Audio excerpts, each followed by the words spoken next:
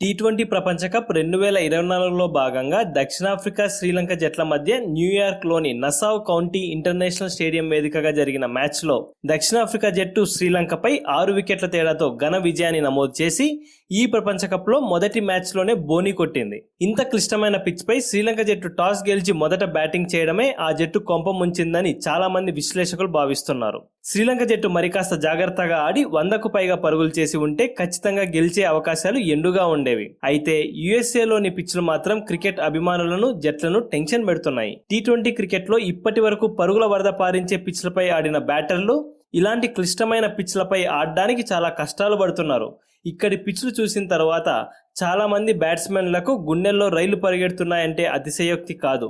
ఇక్కడ గమనించవలసిన మరొక విషయం ఏమిటంటే, ఈరోజు శ్రీలంక, దక్షిణాఫ్రికా జట్లు ఆడిన ఇదే పిచ్పై టీమిండియా, పాకిస్తాన్ జట్లు కూడా మ్యాచ్ ఆడబోతున్నాయి. ఇలాంటి క్లిష్టమైన పిచ్పై టీమిండియా ఎలా ఆడుతుంది అనే విషయం అభిమానుల్లో కొద్దిగా టెన్షన్ రేపుతోంది. ఈ మ్యాచ్ హైలైట్స్ విషయానికి వస్తే, టాస్ గెలిచిన శ్రీలంక జట్టు మొదట బ్యాటింగ్ చేయాలని డిసైడ్ అయింది. బ్యాటింగ్కు దిగిన శ్రీలంక జట్టుకు దక్షిణాఫ్రికా బౌలర్లు మొదటి బంతి నుండి శ్రీలంక ఆడిన చివరి బంతి వరకు చుక్కలు చూపించారు. దక్షిణాఫ్రికా బౌలర్లు వేసిన బంతిని టచ్ చేయాలంటే కూడా శ్రీలంక బ్యాట్స్మెన్ గజగజలాడిపోయారు. దక్షిణాఫ్రికా బౌలర్ల దెబ్బకు శ్రీలంక 77 పరుగులకే ఆల్అౌట్ అయింది. శ్రీలంక తరపున ఆడిన 11 మంది బ్యాట్స్మెన్లలో 8 మంది సింగిల్ డిజిట్ స్కోర్కి పరిమితమయ్యారు. వారిలో 4 డక్అవుట్ అయ్యారు. దీనిని బట్టి శ్రీలంక బ్యాటర్లు కనీసం ప్రతిఘటించకుండా ఎంత చెత్తగా బ్యాటింగ్ చేశారో అర్థం చేసుకోవచ్చు. శ్రీలంక బ్యాట్స్మెన్లలో 19 పరుగులతో కుశాల్ మెండిస్ టాప్ స్కోరర్గా నిలిచాడు. ఇక చివర్లో వచ్చిన ఆంజిలో మాథ్యూస్ 16 పరుగులు చేయడంతో శ్రీలంక జట్టు 19.1 ఓవర్లకు గాను 77 పరుగులు చేసి 10 వికెట్లను కోల్పోయింది. శ్రీలంక జట్టు ఈ మ్యాచ్లో 77 పరుగులకే ఆల్అౌట్ అయింది. టీ20 ప్రపంచ కప్ చరిత్రలో శ్రీలంక జట్టుకు ఇదే అత్యల్ప స్కోర్ కావడం గమనార్హం. అంతేకాకుండా దక్షిణాఫ్రికా జట్టు టీ20 ప్రపంచ కప్ చరిత్రలో ఎప్పుడూ కూడా తన ప్రత్యర్థిని ఇంత తక్కువ స్కోర్కి ఆల్అౌట్ చేయలేదు. అలా ఈ మ్యాచ్ ద్వారా దక్షిణాఫ్రికా జట్టు ఒక సరికొత్త అధ్యాయాన్ని ప్రపంచ కప్లో లిఖించింది. ఇక దక్షిణాఫ్రికా బౌలర్లలో అన్రిచ్ నాడ్జ్ 4 ఓవర్లకు గాను 7 పరుగులు మాత్రమే ఇచ్చి 4 వికెట్లు పడగొట్టి సూపర్ డూపర్ బౌలింగ్ చేశాడు. ప్రపంచ కప్ చరిత్రలో ఒక బౌలర్ ఇంత ఎకనామికల్ గా ఎప్పుడూ బౌలింగ్ చేయలేదు. అలా అన్రిచ్ నాడ్జ్ తన అద్భుత బౌలింగ్తో సరికొత్త ప్రపంచ రికార్డును నెలకొల్పాడు. మిగతా దక్షిణాఫ్రికా బౌలర్లలో మహరాజ్, రబడా చెరొక 2 వికెట్లు దక్కించుకోగా, బాట్మన్ 1 వికెట్ పడగొట్టాడు.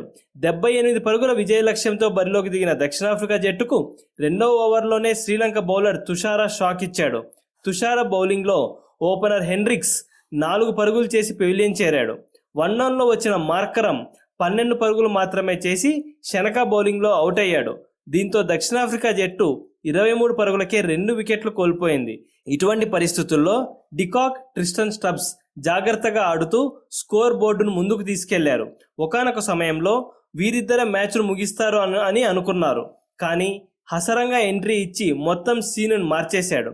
డికాక్ను 20 పరుగుల వద్ద, స్టబ్స్ను 13 పరుగుల వద్ద హసరంగా అవుట్ చేశాడు. దీంతో మ్యాచ్లో కొద్దిగా టెన్షన్ పెరిగినా క్లాసెన్ 19 పరుగులు, మిల్లర్ 6 పరుగులు చేసి దక్షిణాఫ్రికాను విజయ తీరాలకు చేర్చారు. దక్షిణాఫ్రికా జట్టు ఈ మ్యాచ్లో 16.2 ఓవర్లలో 4 వికెట్లు నష్టపోయి లక్ష్యాన్ని ఛేదించింది.